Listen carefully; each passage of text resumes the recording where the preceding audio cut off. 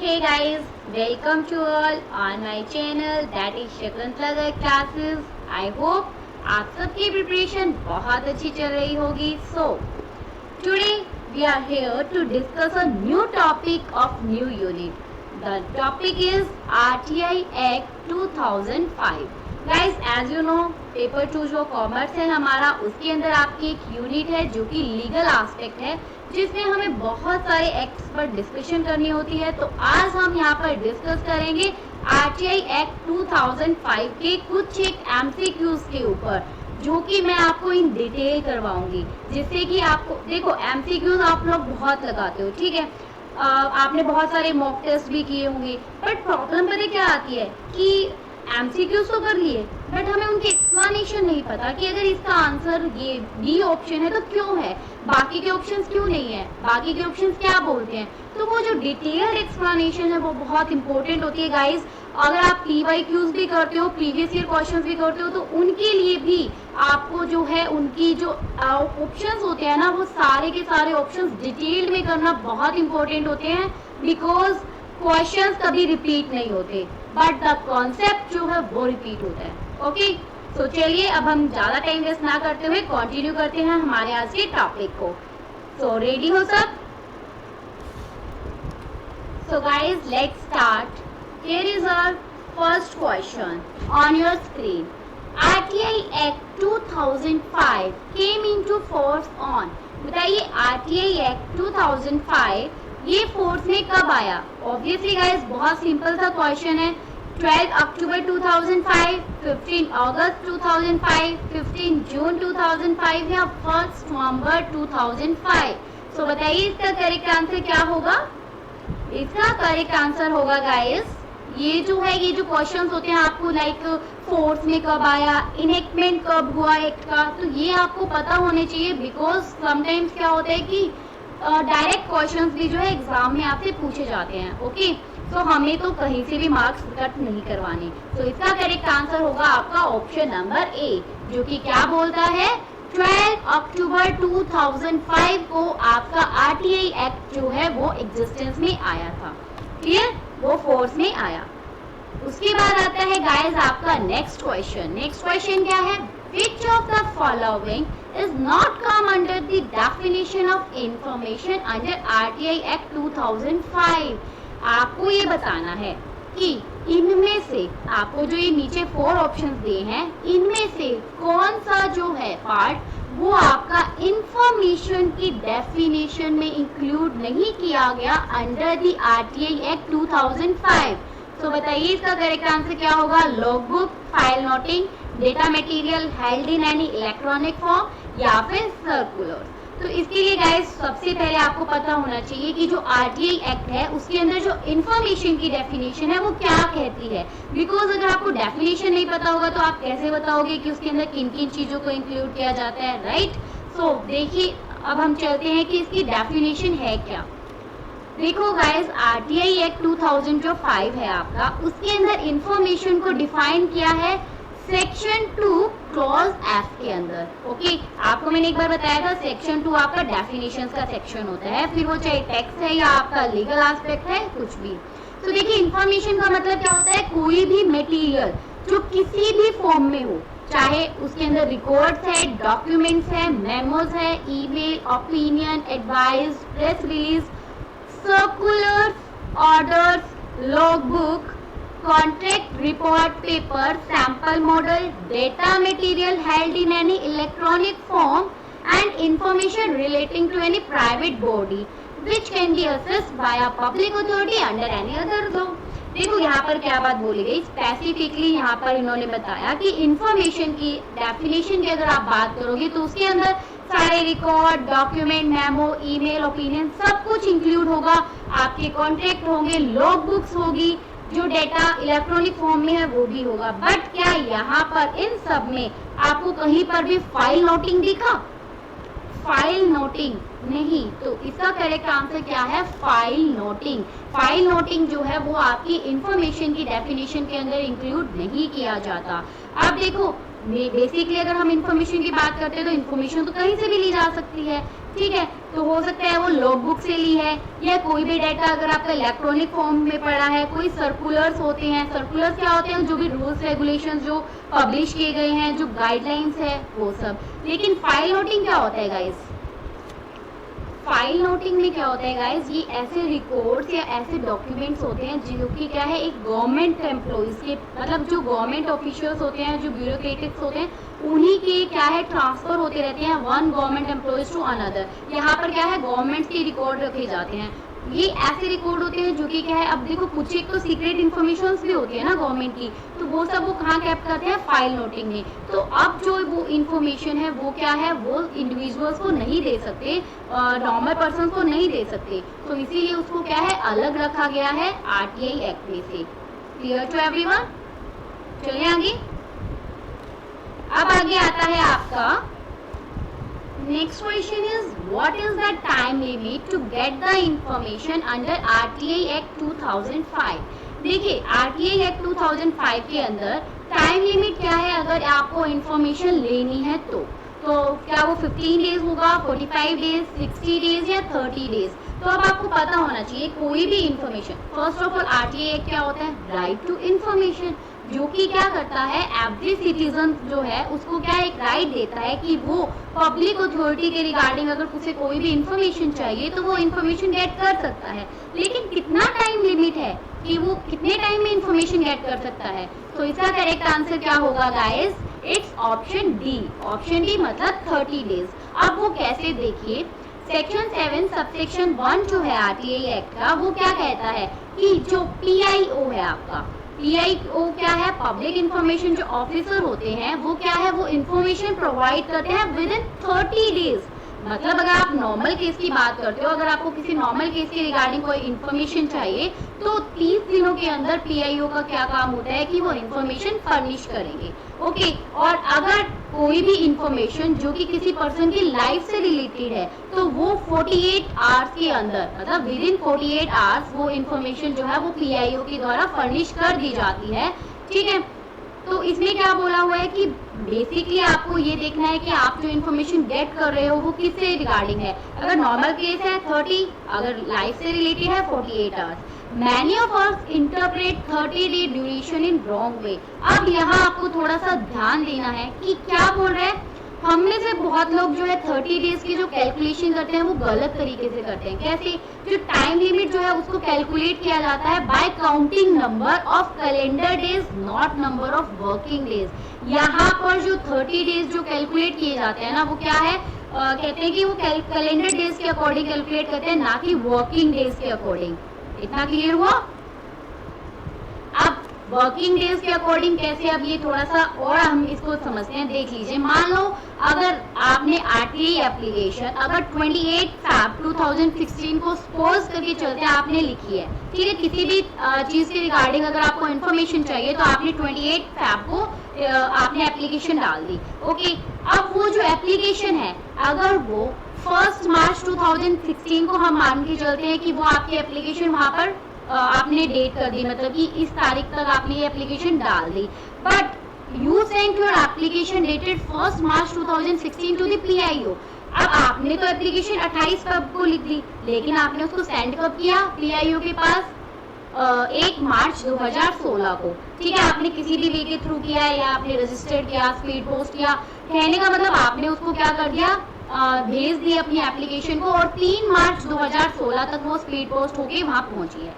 अब देखो, जो ये टाइम ड्यूरेशन है, आरटीआई एप्लीकेशन जब पहुंचती है पीआईओ के पास तो उसमें क्या है 2 से 7 दिन लगते हैं उसको पहुंचने में। ठीक है, क्यों? क्योंकि वो डिस्टेंस मैटर करता है ना कि कहाँ से आप एप्लीकेशन सेंड कर रहे हो, कितना डिस्टेंस है पीआईओ का एड्रेस का, और आप किस वे से डिस्पैच कर रहे हो। अगर आप स्पीड पोस्ट के थ्रू करोगे तो जल्दी पहुंच जाएगी आपकी एप्लीकेशन, और अगर आप जो है नॉर्मल कोर्स से करोगे तो थोड़ा टाइम लग जाएगा। ठीक है, तो कहने का मतलब देखो, आपने जिस दिन एप्लीकेशन लिखी वो मैटर नहीं करता, आपने जिस दिन पोस्ट की एप्लीकेशन वो भी मैटर नहीं करता। मैटर क्या करता है कि पीआईओ के पास किस दिन वो एप्लीकेशन पहुंची है। अब अगर आपको रास्ते में ही आपकी एप्लीकेशन को सपोज 15 दिन लग गए तो अब इसमें पीआईओ को रिस्पॉन्सिबल थोड़ी ना होगा कि मतलब इतना टाइम क्यों लगा। अब उसका तो टाइम कब शुरू होगा, जब उसके पास एप्लीकेशन पहुंच जाएगी, उस टाइम से लेकर हम 30 डेज कैलकुलेट करेंगे। ठीक है, यही बात आपकी यहाँ लिखी हुई है कि ये जो PIO है, मान लीजिए उसने एप्लीकेशन रिसीव की 9/3/2016 को, तो उससे पहले जो भी टाइम पीरियड है ना, तो उसके लिए PIO जो है वो क्या है, ऑब्लिग नहीं होगा। इसका मतलब वो कब ऑब्लिग होगा, वो 9 मार्च 2016 से लेकर 30 दिन का जो टाइम पीरियड है, इसका मतलब 7 अप्रैल 2016 तक वो जो है उसके लिए लाइबल होगा विद इन 30 डेज।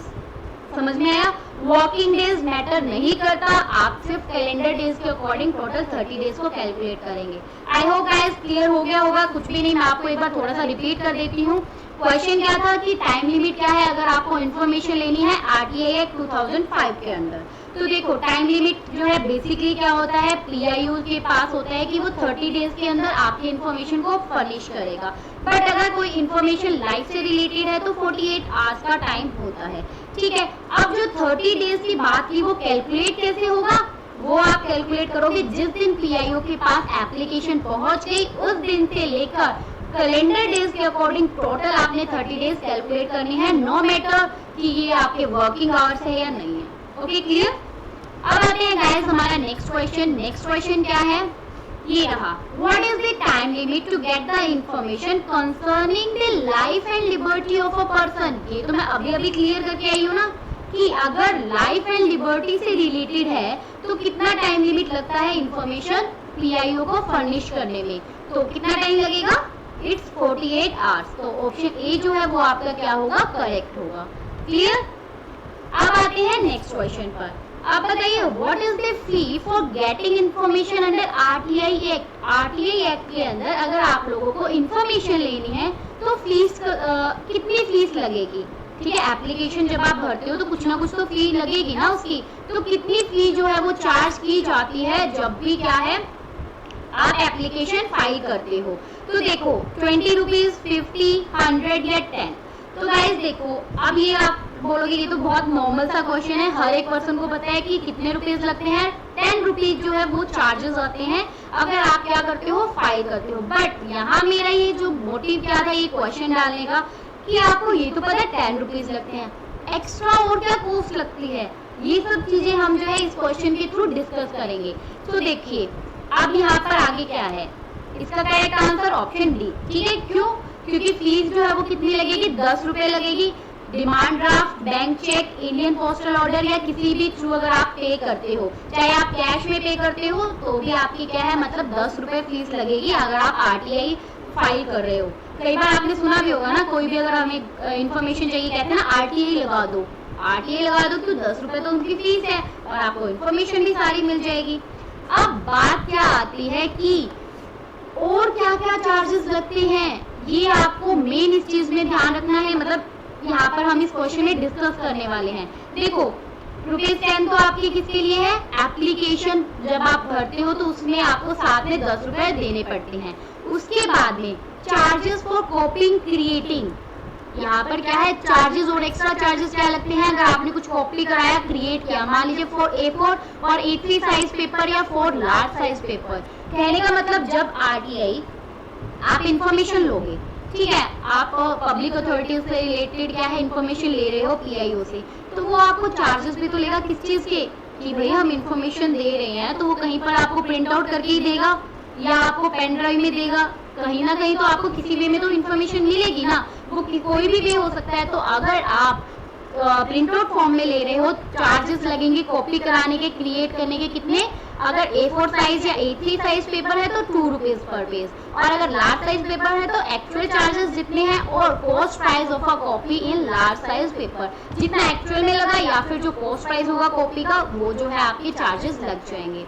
अब आता है गाइस सैंपल और मॉडल। सैंपल और मॉडल्स में क्या है, मतलब कि अगर आप अपनी इंफॉर्मेशन जो ले रहे हो उसका कोई सैंपल ले रहे हो, या कोई भी, मतलब सैंपल का मीन्स आप क्या कह सकते हो कि उन्होंने क्या किया, आपको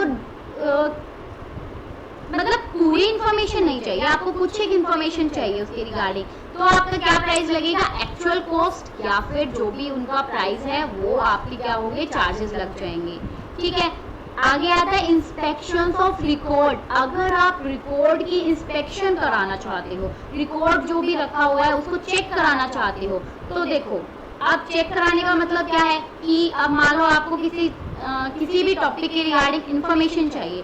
अब हर एक पर्सन जो है अलग अलग टाइम स्पेंड करता है। कोई तो क्या है कि चलो आधा घंटा लिया, सारी चेक किया और चल दिए। कुछ ये क्या है उसकी डिटेल एनालिसिस करते हैं। तो अगर आप पहला 1 घंटा जो है, अगर वो 1 घंटे में इंस्पेक्शन करते हो रिकॉर्ड का, सारे रिकॉर्ड्स को चेक करते हो, तो आपसे कोई एक्स्ट्रा फीस चार्ज नहीं होगी। बट जैसे जैसे आपके आवर्स बढ़ते जाएंगे ना, वैसे वैसे आपकी जो है फीस थोड़ी बढ़ती जाएगी। यहाँ पर देखो लिखा हुआ है, अगर आप ईच सब्सिक्वेंट आवर्स की बात करते हो तो 5 रुपए फीस जो है आपकी चार्ज की जाएगी।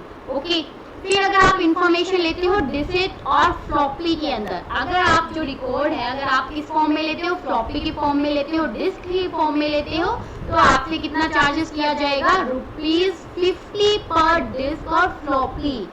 Got it? कितना? ₹50। उसके बाद में है information provided in printed form.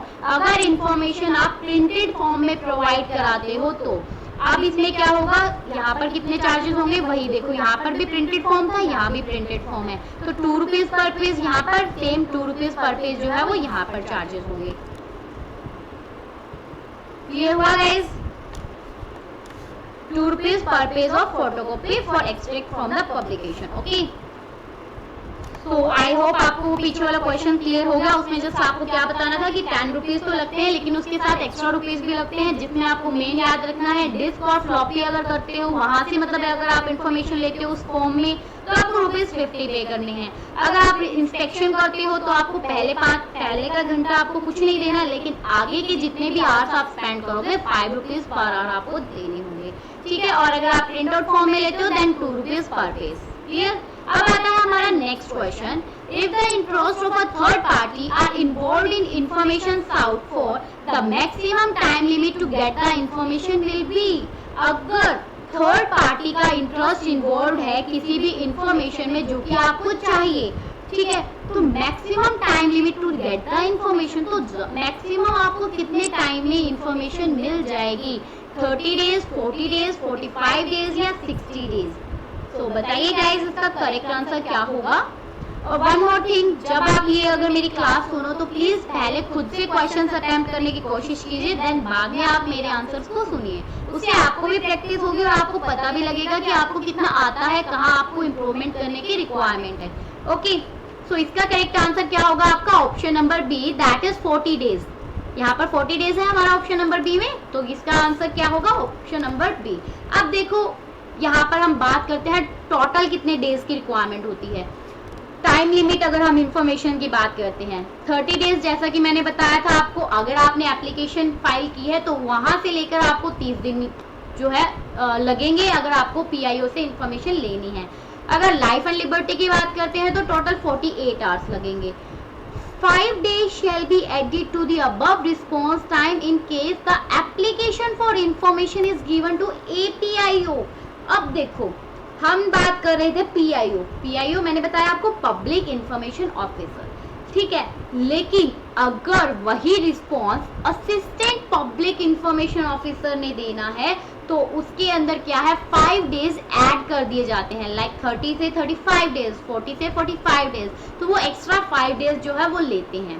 Clear? और अगर इंटरेस्ट जो है थर्ड पार्टी का वो किसी भी चीज में, किसी भी इंफॉर्मेशन में इन्वॉल्व है तो टाइम लिमिट कितना होगा, 40 days. 40 days maximum period plus time given to the party to make representation, कि मैक्सिमम पीरियड आपका कितना 30 डेज का, और उसके प्लस में 10 डेज जो कि टाइम दिया जाता है पार्टीज को रिप्रेजेंटेशन के लिए, क्योंकि यहाँ पर थर्ड पार्टी इन्वॉल्व कर दी गई है। क्लियर? और उसके बाद क्या है, failure to provide information within the specified period is a deemed refusal. अगर जो टाइम स्पेसिफाइड कर दिया कि इतने इतने टाइम में आपको इंफॉर्मेशन मिल जाएगी, अगर आपके पीआईओ या एपीआईओ जो है वो क्या है इंफॉर्मेशन प्रोवाइड नहीं करा पाते उस टाइम पीरियड के अंदर, तो वो क्या होगी, डीम्ड रिफ्यूजल जो है उसको बोला जाएगा। ठीक है, कि मतलब उन्होंने क्या किया, उनको पनिशमेंट भी मिलती है इस चीज के रिगार्डिंग, वो कुछ भी हो सकती है जो पनिशमेंट होगी, ठीक है। तो मतलब कहने का मतलब क्या है कि अगर कोई स्पेसिफिक रीजन की वजह से अगर उन्होंने इन्फॉर्मेशन में डिले किया देन इट्स ओके, बट अगर विदाउट एनी स्पेसिफिक रीजन वो करते हैं तो उनके ऊपर एक्शन किया जाता है। इतना क्लियर हुआ सबको? आई होप गाइज आप जो ये क्लास के एंड होने तक आपको ये डेट्स तो सारी लर्न हो जाएगी कि कितने टाइम पीरियड चाहिए कौन सी इंफॉर्मेशन को लेने के लिए। Next question on your screen, long title of the RTI Act seeks to promote the following qualities in the working of every public authority। ये तो बहुत इजी क्वेश्चन है, बताइए long title of RTI act, जो RTI act है उसका जो long title की अगर हम बात करते हैं वो क्या करता है, फॉलोइंग क्वालिटीज को प्रमोट करता है in the working of every public authority. मतलब जब भी सारी पब्लिक अथॉरिटी अगर वर्क करती है तो वो कौन सी उसकी क्वालिटी को प्रमोट करता है, is it transparency, punctuality, efficiency और रेपुटेशन। तो ये तो आपको नॉर्मल है ना। आरटीआई एक्ट किस लिए आया, मेन ऑब्जेक्टिव क्या था कि ट्रांसपेरेंसी लेकर आना, कि जो पर्सन्स है उनके मन में रहे कि यस जो भी गवर्नमेंट में हो रहा है सब ट्रांसपेरेंट है, उन्हें सब पता है। अब जब फाइनेंस बजट आता है तो वो बजट क्या है, पूरा पब्लिक को दिखाया जाता है, हर एक चीज उसमें मेंशन की जाती है, किस लिए, ताकि ट्रांसपेरेंसी बनी रहे ना। तो इसीलिए इसका करेक्ट आंसर क्या होगा आपका, ट्रांसपेरेंसी। क्लियर, इसमें तो कुछ ज्यादा है नहीं इस क्वेश्चन में बताने वाला। अब आगे आता है RTI act give right to seek information from the following. RTI act बताइए उसको इंफॉर्मेशन जो है किसके बारे में जो है वो इंफॉर्मेशन प्रोवाइड करता है, क्या प्राइवेट कंपनीज के बारे में, एमएनसीज, पब्लिक अथॉरिटी या एसोसिएशन। तो ऑब्वियसली इसका करेक्ट आंसर क्या होगा, सबको पता है कि आरटीआई एक्ट हमें इंफॉर्मेशन प्रोवाइड करता है हमारी पब्लिक अथॉरिटीज के बारे में, हमारी गवर्नमेंट के बारे में, वो जो है हमें इंफॉर्मेशन प्रोवाइड करता है। अब यहाँ थोड़ा सा पब्लिक अथॉरिटी का मतलब क्या होता है, देखो कोई भी ऐसी अथॉरिटी या बॉडी और इंस्टीट्यूशन जो कि क्या है, इस्टेब्लिश या फिर कॉन्स्टिट्यूट की गई है अंडर द कॉन्स्टिट्यूशन। हमारा जो संविधान है उसके अंदर जो भी बॉडी को बनाया गया है या कोई भी अदर लॉ जो कि पार्लियामेंट या स्टेट लेजिस्लेचर ने बनाए हैं तो वो क्या है, वो आपकी पब्लिक अथॉरिटी कहलाती है। क्लियर, इसमें तो गाइस पब्लिक अथॉरिटी सबको पता है, like central government, state government, ये सारी हमारी ये क्या है, पब्लिक अथॉरिटी की डेफिनेशन के अंदर इंक्लूड किया जाता है। Okay, so the next question on your screen, right to information include right of obtaining information in the form of। right to information के अंदर आपके क्या इंक्लूड होते हैं कि आप इंफॉर्मेशन किस किस फॉर्म में ले सकते हो, डिस्क के फॉर्म में, फ्लॉपी, टेप्स या all of the above. Guys I think ये चीज मैं ऑलरेडी डिस्कस कर चुकी हूँ, तो आपका सबका करेक्ट आंसर होना चाहिए कि यस, इसका आंसर क्या होगा, ऑल ऑफ द अबव। आप अपनी इंफॉर्मेशन किसी भी फॉर्म में लो, सबको इंक्लूड किया जाता है आरटीआई एक्ट के अंदर। ओके, तो ये जो बस इसके अंदर जो मैंने आपको फाइल नोटिंग बोला जो कि एक्सक्लूड किया गया, और भी कुछ एक चीजें जो कि पब्लिक अथॉरिटी के लिए रखी हुई है ना, बस आप वो चीजें नहीं यूज कर सकते। तो जैसे हमने यहाँ इंफॉर्मेशन की डेफिनेशन जो हमने सेकंड क्वेश्चन में की थी वही यहाँ पर है कि इसमें इन चीजों को इंक्लूड किया जाता है। सो गाइज ये आप अपनी पीपीटी में से रीड कर सकते हैं। और वन मोर थिंग, आपको अगर इसकी पीपीटी चाहिए, इस पूरी हमारी क्लास की पीडीएफ चाहिए, तो आप जो है अभी डिस्क्रिप्शन बॉक्स के अंदर आपको एक लिंक दिया होगा टेलीग्राम चैनल का, तो आप उस टेलीग्राम चैनल को ज्वाइन कर लीजिए, वहां पर आपको मेरी पीडीएफ मिल जाएगी। ओके, सो उसको ज्वाइन जरूर करना अगर आप लोगों को मेरी पीडीएफ चाहिए या डेली के क्विज अटेम्प्ट करने हैं तो वो भी आप वहां पर आपको मिलेगा। So the next question on your screen, under RTI act the language of an application may be in. जो आरटीआई एक्ट है उसके अंदर जो लैंग्वेज होगी एप्लीकेशन की वो किस फॉर्म में होती है, इंग्लिश में, हिंदी में, रीजनल लैंग्वेज या all of the above. So बताइए गाइस इसका करेक्ट आंसर क्या होगा कि जो आरटीआई एक्ट में एप्लीकेशन जब आप फाइल करते हो तो किस लैंग्वेज में करते हो, किसी भी लैंग्वेज में कर सकते हो, इंग्लिश हो, हिंदी हो, कोई भी आपकी रीजनल लैंग्वेज है उन सब में आप जो है अपनी एप्लीकेशन को फाइल कर सकते हो। ओके, ऐसा हमारा एक्ट जो है बोलता है।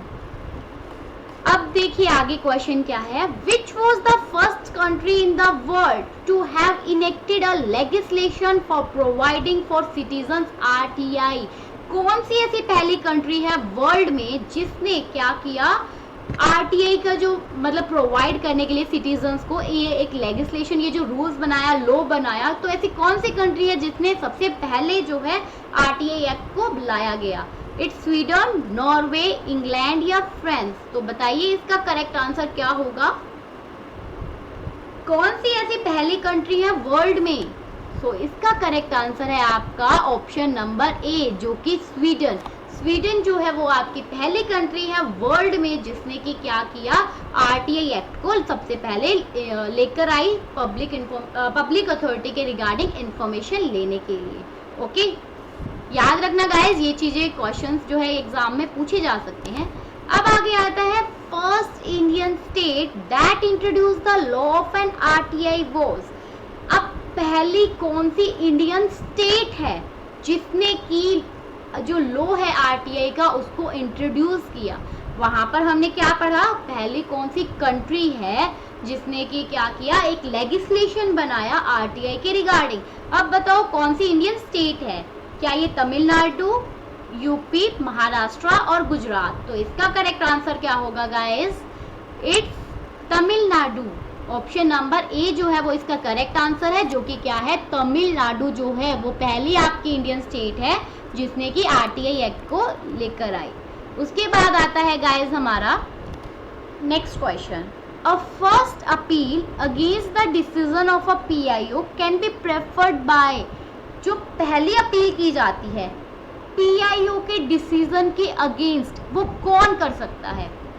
देखो क्या होता है, अब मान लीजिए सबसे पहले जो है एप्लीकेशन फाइल कहाँ की जाती है, पीआईओ के पास, हमारे पब्लिक इंफॉर्मेशन ऑफिसर के पास। अब सपोज पब्लिक इंफॉर्मेशन ऑफिसर जो है, या तो उसने क्या किया, मतलब आपको information within time limit दी नहीं, ठीक है, या मतलब कुछ भी उसने ऐसी प्रैक्टिसेस की कि आप उससे सेटिस्फाई नहीं हो, तो आप उसके अगेंस्ट जो है, उसके डिसीजन के अगेंस्ट क्या कर सकते हो, अपील कर सकते हो। तो कौन कौन से पर्सन ऐसे हैं जिनको की राइट दिया गया है कि वो पीआईओ के डिसीजन के अगेंस्ट अपील कर सकते हैं। तो बताइए इसका करेक्ट आंसर क्या होगा, ये क्या एप्लीकेंट्स है, या a person from within the public authority, या फिर a person outside the public authority to whom the information pertain, या all of the above. So बताइए गाइज इसका करेक्ट आंसर क्या होगा, कौन से पर्सन को राइट दिया गया। तो इसके अंदर आएगा आपका ऑल ऑफ द अबव। कोई एप्लीकेंट जो है वो भी क्या कर सकता है कि अगेंस्ट पीआईओ के डिसीजन के अगेंस्ट जो है अपील कर सकता है, या person from within the public authority, जो पब्लिक अथॉरिटी के अंदर से भी कोई पर्सन जो है वो कंप्लेन कर सकता है, अपील कर सकता है, या पब्लिक अथॉरिटी से बाहर का कोई भी पर्सन कर सकता है जिसको कि इंफॉर्मेशन चाहिए। कहने का मतलब कोई भी पर्सन जो है वो क्या कर सकता है, अपील कर सकता है पीआईओ के डिसीजन के अगेंस्ट, अगर वो सेटिस्फाई नहीं है तो। इतना सबको क्लियर हुआ गाइस, किसी को कोई भी डाउट आता है किसी भी टर्म्स में, किसी भी टॉपिक में, आप मुझे कमेंट में लिखकर बता देना, मैं आपके डाउट को क्लियर करूंगी। Okay, so the next question is, rules can be made by appropriate government of or competent authority by notifying the rules। Rules जो बनाए जाते हैं आपकी अप्रोप्रिएट गवर्नमेंट के द्वारा या कॉम्पिटेंट अथॉरिटीज के द्वारा, कैसे करती है वो, रूल्स को कहाँ नोटिफाई करती है बताइए, in the official gazette, by publishing them on the website of the appropriate government, by publishing them on the website of information commission as applicable, या none of the above. So बताइए guys इसका correct answer क्या होगा, इसका correct answer होगा आपका option number A, in the official gadget. देखो कोई भी लॉ बनने से पहले, कोई भी लॉ बनने से पहले क्या होता है, पहले जो है बिल पास किया जाता है। बिल जो है आपका लोकसभा, राज्यसभा, जिसको हम अपर और लोअर हाउस बोलते हैं, तो वहां पर सबसे पहले बिल को पास किया जाता है। वहां से पास होने के बाद में क्या है, प्रेसिडेंट की एसेंट मिलती है। जिस दिन प्रेसिडेंट की एसेंट मिल जाती है उस दिन क्या है, आपका लॉ बन जाता है। बट जब तक उस लॉ को ऑफिशियल गैजेट में नोटिफाई नहीं किया जाता तब तक वो लॉ जो है लॉ नहीं माना जाता। क्लियर, मतलब कि उसको नोटिफाइड करना ऑफिशियल गैजेट में वो बहुत इम्पोर्टेंट होता है। इसीलिए यहाँ पर अगर कोई भी रूल बनाया गया किसी भी गवर्नमेंट के द्वारा तो वो नोटिफाई कहाँ करेंगे, ऑफिशियल गैजेट के अंदर नोटिफाई करेंगे। इसका मतलब कि अब ये जो लॉ है ये फाइनली सबको बता दिया गया है, सबको इसके रूल्स के बारे में बता दिया, अब वो इसको यूज कर सकते हैं। Okay, clear. Next question is a public information officer will be liable to be imposed a monetary penalty for, जो पब्लिक इंफॉर्मेशन ऑफिसर जो होते हैं वो लाइबल होंगे किसके लिए, to impose a monetary penalty, कि अगर वो मॉनेटरी पेनल्टी जो है वो लगाना चाहते हैं किस लिए, refusal to receive an information application, not providing information within specified time period, destroying information of all of the above। तो बताइए किस किस केस में एक पीआईओ जो है वो लाइबल हो जाएगा कि उसको पेनल्टी लगेगी और उसको पेनल्टी पे करनी पड़ेगी। तो इसका करेक्ट आंसर क्या होगा guys, all of the above. देखो मैंने आपको पहले ही कहा था, अगर कोई पीआईओ क्या करता है, कोई भी इंफॉर्मेशन देने से साफ मना कर दिया उसने, या उसने विद इन टाइम पीरियड जो है 30 डेज का टाइम पीरियड उसके अंदर उसने अपनी इंफॉर्मेशन नहीं प्रोवाइड की, या उसने जानबूझकर इंफॉर्मेशन को डिस्ट्रॉय करने की कोशिश की, इन तीनों ही केस के अंदर अगर वो ऐसा करता है तो उसको क्या है, पेनल्टी पे करनी पड़ेगी। तो मतलब कि पीआईओ जो है वो लाइबल हो जाएगा पे करने के लिए। क्लियर। यहाँ देखिए मैंने आपको और भी यहाँ पर दिए हैं, सेक्शन 20 सब सेक्शन 1 जो है सेंट्रल एक्ट का वो अलो करता है पेनल्टीज को इम्पोज करना। ठीक है, तो जहां पर एक पीआईओ जो है बिना किसी रीजनेबल कॉज, मैंने पहले कहा था अगर बिना किसी कारण के पीआईओ क्या करता है, एप्लीकेशन को रिसीव करने से मना कर देता है, या वो इंफॉर्मेशन जो है फर्निश नहीं करता विद इन टाइम लिमिट, या वो मालाफाइडली डिनाइड द रिक्वेस्ट, जानबूझकर वो रिक्वेस्ट को डिनाई कर देता है, कैंसिल कर देता है कि मतलब हम इंफॉर्मेशन नहीं देंगे, या उसे पता है नोविंगली गिवन इनकरेक्ट, इनकम्प्लीट और मिसलीडिंग इंफॉर्मेशन, मतलब वो जो है जानते हुए भी गलत इंफॉर्मेशन दे देता है, इनकम्प्लीट इंफॉर्मेशन दे देता है या मिसलीडिंग इंफॉर्मेशन देता है। नेक्स्ट, अगर वो डिस्ट्रॉय कर देता है कोई भी इंफॉर्मेशन को, या वो ऑब्स्ट्रक्ट करता है प्रोसेस को, मतलब जो प्रोसेस है उसको अच्छे से फुलफिल नहीं करता, तो इन सारे केसेस में पीआईओ लाइबल हो जाएगा पेनल्टीज को पे करने के लिए। Clear to everyone. So next question, RTI act 2005 stipulates that a public authority should transfer a RTI application or a part thereof to another public authority if the application or a part of it pertain to information। बताइए RTI act जो 2005 है वो क्या कहता है कि एक public authority जो है उसे ट्रांसफर करनी चाहिए अपनी आरटीआई एप्लीकेशन को, या और a part thereof to another public authority, या उसका कुछ एक पार्ट जो है वो दूसरी पब्लिक अथॉरिटी को ट्रांसफर करना चाहिए अगर एप्लीकेशन या उसका जो part of it pertain to information, या उसका कुछ एक पार्ट जो इन्फॉर्मेशन जो है वो उनसे रिलेटेड है। तो मतलब उसे किस टाइम पर जो है वो ट्रांसफर करना चाहिए, क्या पब्लिक अथॉरिटी ने जिस टाइम पर हेल्ड किया हुआ है उसके लिए उसको ट्रांसफर करना चाहिए, या subject matter of which is more closely connected with the function of another public authority, both A and B, और दोनों में से कोई भी नहीं। तो देखो गाइस क्या होता है, एक पब्लिक अथॉरिटी जो है ना उसे अपनी एप्लीकेशन या उसका कुछ पार्ट दूसरी पब्लिक अथॉरिटी को ट्रांसफर करना होता है। किस केस में, दोनों ही केस में। मतलब फर्स्ट तो क्या, अगर मान लीजिए वो दूसरी पब्लिक अथॉरिटी ने अगर वो इंफॉर्मेशन को होल्ड करके रखा है फिर तो ट्रांसफर करेगा ये बंदा, ठीक है, या फिर जो वो सब्जेक्ट मैटर है ना वो बहुत क्लोजली कनेक्ट है दूसरी पब्लिक अथॉरिटी के फंक्शन से, तो उस केस में भी जो है एक पब्लिक अथॉरिटी जो उसे अपनी आरटीआई एप्लीकेशन को ट्रांसफर करना चाहिए दूसरी पब्लिक अथॉरिटी को, या उसका कुछ एक पार्ट जो है वो ट्रांसफर करना चाहिए जिसके बारे में वो इंफॉर्मेशन दे रहा है। क्लियर, इजी सा है, कोई इसमें ज्यादा टिपिकल वाली बात नहीं है। Next question is how much time does an APIO at the most have forward an RTI application appeal to the public information officer first appellant authority? तो आपको बताना है कितने टाइम के अंदर एक जो आपका APIO है, असिस्टेंट पब्लिक इंफॉर्मेशन ऑफिसर जो है, वो अपनी RTI को फॉरवर्ड करता है, RTI एप्लीकेशन को, अपील को या फर्स्ट अपीलेंट अथॉरिटी, मतलब वो कितने एक्स्ट्रा टाइम उसको लगता है, 30 डेज, 5 डेज, 35 डेज या 48 आवर्स। तो इसका करेक्ट आंसर क्या होगा गाइस? जल्दी से आंसर कीजिए। कितना टाइम के अंदर APIO फॉरवर्ड करता है RTI एप्लीकेशन को? मैंने हिंट भी दे दिया इतनी बार बोल बोल के, फॉरवर्ड। तो इसका करेक्ट आंसर होगा guys option number B, that is 5 days. अब आप बोलोगे 5 डेज कैसे? देखो मैं आपको बताती हूँ। मैंने आपको क्या बोला, एक APIO जब भी क्या, देखो PIO का तो टाइम लिमिट पता है आपको, 30 डेज जो है वो नॉर्मल केस में जब उसको एप्लीकेशन मिली, 48 आवर्स जब लाइफ एंड लिबर्टी की बात आती है, 35 डेज कब आते हैं? 35 डेज तो अभी आते ही नहीं, 5 डेज। अब आप लोग 35 डेज सोच रहे होंगे, बट 5 डेज क्यों?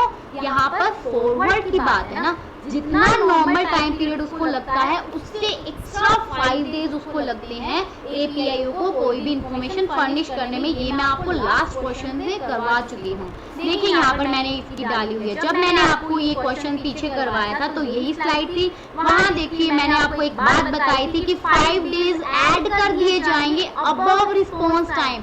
अबव रिस्पॉन्स टाइम का मतलब ये 30 डेज और ये 48 आवर्स जो है, इसके अंदर एक्स्ट्रा 5 डेज ऐड कर दिए जाएंगे अगर इंफॉर्मेशन APIO फर्निश करेगा तो ऑब्वियसली बस हमने यही तो बताना था इस क्वेश्चन में कि कितने टाइम में फॉरवर्ड करेगा। तो अगर फॉरवर्ड की बात है तो एक्स्ट्रा उसको 5 डेज लगेंगे। क्लियर? तो इसका करेक्ट आंसर क्या होगा आपका? Option number B.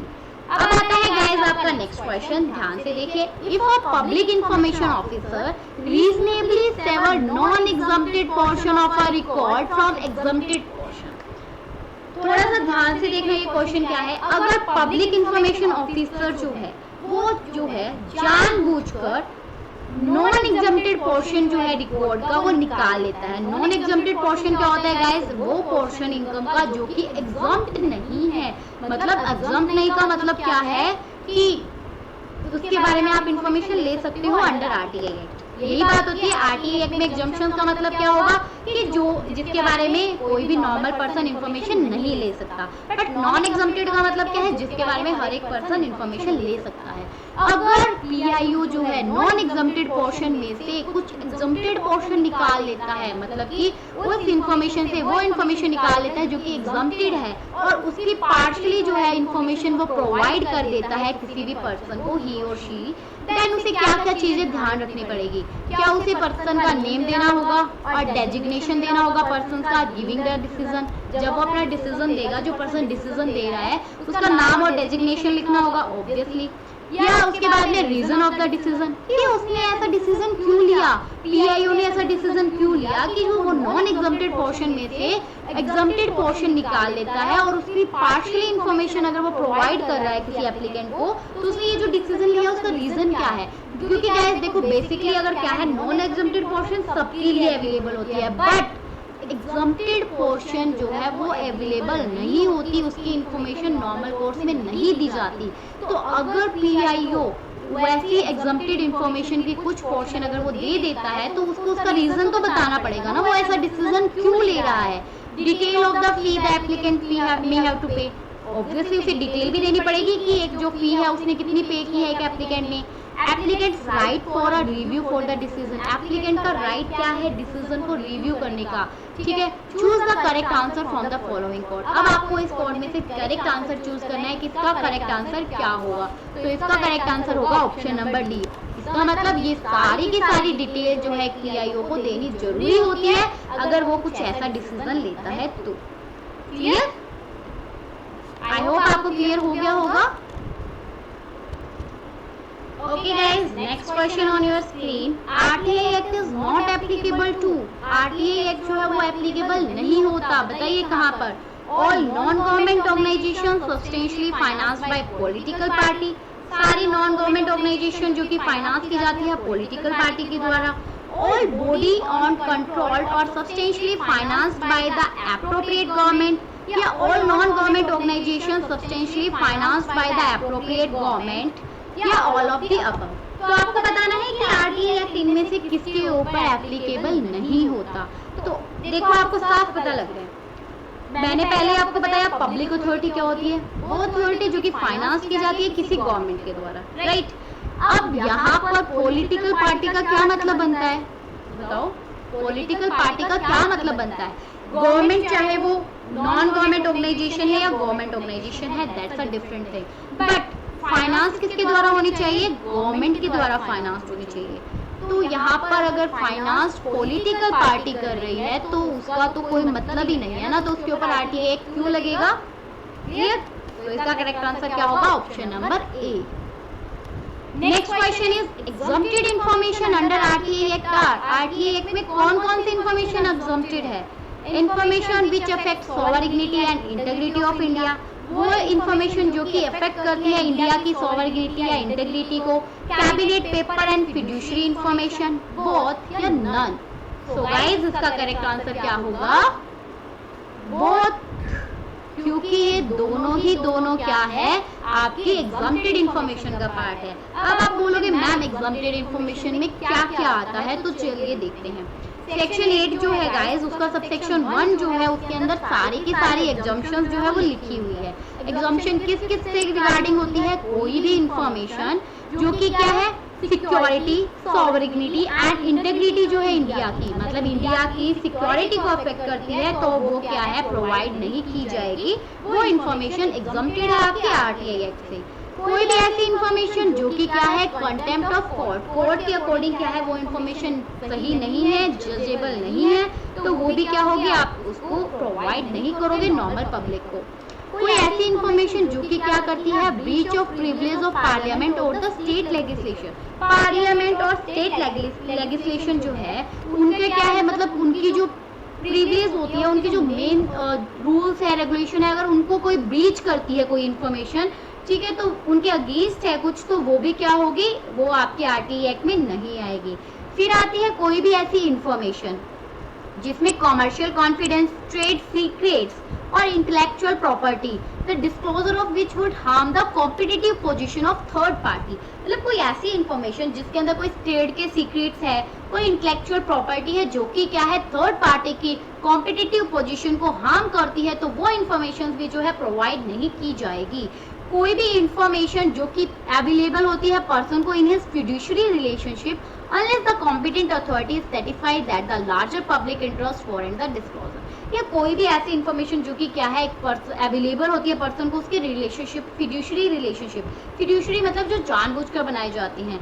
मान लीजिए आपने किसी बिजनेस में आपने वर्क किया, काम किया साथ में मिलकर, किसी गवर्नमेंट, नॉर्मल मैं बताती हूँ, चलो आरबीआई के गवर्नर जो है, ठीक है, अब अगर जो हमारे अभी जो फिलहाल है शक्तिकांत दास जो है, अब अगर वो हमारे जो गवर्नर है वो रहे हैं आरबीआई के, अब अगर कुछ टाइम बाद वो जो है रिटायर हो जाते हैं, चेंज हो जाते हैं, उसकी जगह कोई और पर्सन आता है, तो अब उनको जो है सारी इंफॉर्मेशन मिल गई, सारी इंफॉर्मेशन उनके पास है कि आरबीआई के रिगार्डिंग, कुछ भी कह सकते हो, गवर्नमेंट के रिगार्डिंग। तो अगर कोई ऐसी इंफॉर्मेशन उनके पास है तो वो भी क्या है, उसको भी एग्जम्प्टेड रखा गया है, ऐसी कोई इंफॉर्मेशन प्रोवाइड नहीं कराई जाएगी। कोई इंफॉर्मेशन अगर रिसीव्ड की जा रही है फॉरेन गवर्नमेंट के कॉन्फिडेंस से, तो वो भी क्या है, यहाँ पर प्रोवाइड नहीं की जाएगी। तो ये क्या है, आपकी कुछ एक अजम्पशंस है जो कि आरटीआई एक्ट के अंदर क्या है, एग्जम्प्ट रखा गया है। ये इंफॉर्मेशन जो है प्रोवाइड नहीं कराई जाएगी नॉर्मल पब्लिक को। क्लियर। नेक्स्ट क्वेश्चन आता है guys, before RTI act 2005, RTI act 2005 से पहले which two articles are regarding RTI provisions, कौन से दो आर्टिकल्स जो थे जो कि आरटीआई के प्रोविजंस के रिगार्डिंग थे। तो आपको बताना है कौन कौन से ऐसे दो आर्टिकल है जो कि आरटीआई के प्रोविजंस को बताते थे बिफोर आरटीआई एक्ट 2005। तो इसका करेक्ट आंसर क्या है गाइस, आपका option number A, it means article 21 and 19A। ये दो आर्टिकल ऐसे हैं जो कि क्या करते थे, आरटीआई के प्रोविजंस के बारे में डील करते थे आरटीआई एक्ट 2005 आने से पहले। Okay, clear. नेक्स्ट क्वेश्चन आता है guys, section 8 of RTI deal with, अभी तो हमने पढ़ा आरटीआई का जो सेक्शन 8 है वो किससे डील करता है, मैनर ऑफ फाइलिंग एप्लीकेशन, कि आप किस तरह से एप्लीकेशन फाइल करोगे, नो, डिस्पोजल ऑफ रिक्वेस्ट, कि रिक्वेस्ट कैसे डिस्पोजल होगी, कि किस टाइम पर डिस्पोजल होगी, नो, ये भी नहीं था। Exempted information, yes, this is the correct answer of this question, कि सेक्शन 8 सब सेक्शन 1 जो है वो आपका किसके रिगार्डिंग होता है, एग्जम्प्टेड इंफॉर्मेशन के रिगार्डिंग है, जो कि अभी हम पढ़ कर आए हैं। Clear to everyone. Okay guys, तो ये थी हमारी आज की क्लास। आई होप आपको जो है अच्छी लगी होगी, आप लोगों ने एंजॉय किया होगा मेरी क्लास को, और आपको बहुत सारी इंफॉर्मेशन, न्यू इंफॉर्मेशन आपको मिली होगी। अगर आपको लगा कि यस ये क्लास फ्रूटफुल है, बेनिफिट है, तो प्लीज मुझे नीचे कमेंट सेक्शन में गाइस अपनी जो बताना जरूर कि आपको क्लास कैसी लगी, कैसे कैसे क्वेश्चंस लगे, क्वेश्चन की क्वालिटी कैसी लगी, एक्सप्लेनेशन प्लीज मुझे जरूर बताना, फीडबैक जरूर प्रोवाइड करना। और यस, अगर कोई सजेशन देना चाहते हो देन मोस्ट वेलकम। और इसी तरह हम हमारी क्लासेस को कंटिन्यू करते रहेंगे, बस आप जो है अपने बने रहिए हमारे साथ, और आप अपने फ्रेंड्स के साथ शेयर कीजिए। अगर मेरे चैनल पर न्यू है तो आप इसको सब्सक्राइब भी कर लीजिए, ताकि आपको आने वाली जितनी भी वीडियोस होगी उसकी नोटिफिकेशन मिलती रहे। So all the best guys, मिलते हैं आपसे हमारी नेक्स्ट क्लास में, तब तक के लिए bye bye, take care, happy learning, crack your exam, and one more thing, stay home, stay safe. Okay, bye bye guys.